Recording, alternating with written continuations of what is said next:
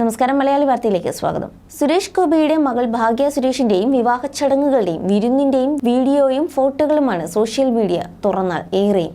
ഗുരുവായൂരിൽ വെച്ച് നടന്ന ചടങ്ങിൽ പ്രധാനമന്ത്രി നരേന്ദ്രമോദിയും പങ്കെടുത്തിരുന്നു.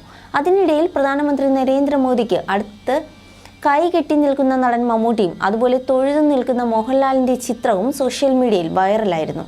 പലതരത്തിലുള്ള വ്യാഖ്യാനങ്ങളാണ് ഈ ചിത്രങ്ങൾക്ക് സോഷ്യൽ മീഡിയയിൽ വന്നത്.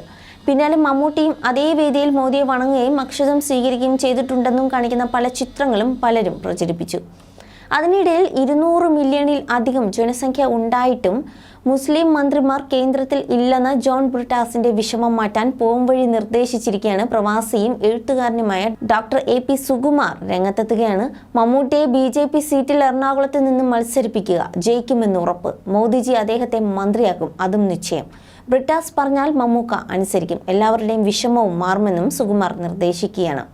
സുകുമാറിന്റെ ഫേസ്ബുക്ക് പോസ്റ്റിന്റെ പൂർണ്ണരൂപം ഇങ്ങനെയായിരുന്നു: നമ്മുടെ ബ്രിട്ടാസിന് ഒരു സങ്കടമുണ്ട്. 200 മില്യണിൽ അധികം ജനസംഖ്യ ഉണ്ടായിട്ടും മുസ്ലിം മന്ത്രിമാർ കേന്ദ്രത്തിൽ ഇല്ലെന്ന്. ശരിയാണ്, അതിനൊരു പോംവഴി പറഞ്ഞു തരാം. നമ്മുടെ സൂപ്പർ സ്റ്റാർ മമ്മൂട്ടിയെ BJP സീറ്റിൽ എറണാകുളത്ത് നിന്ന് മത്സരിപ്പിക്കുക, ജയിക്കുമെന്ന് ഉറപ്പ്. മോദിജി അദ്ദേഹത്തെ മന്ത്രിയാക്കും, അതും നിശ്ചയം.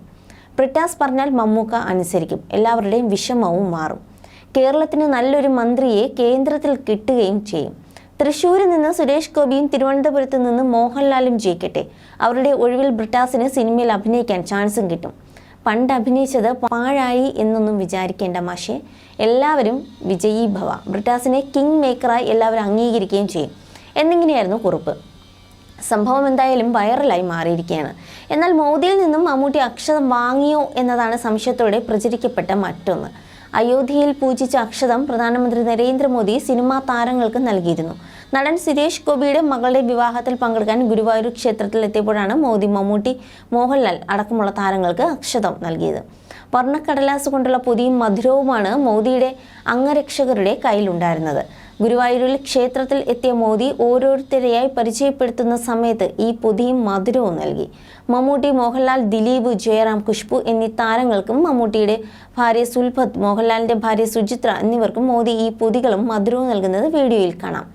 ഈ പൊതിയിലായിരുന്നു അക്ഷതം എന്നാണ് സൂചന. പൊതി വാങ്ങിയ പലർക്കും അത് അക്ഷതമാണെന്ന കാര്യം അറിയില്ലായിരുന്നു. ഗുരുവായൂർ ക്ഷേത്രത്തിലെ നടപ്പന്തലിലായിരുന്നു സുരേഷ് ഗോപിയുടെ മകൾ ഭാഗ്യ സുരേഷിന്റെ വിവാഹം.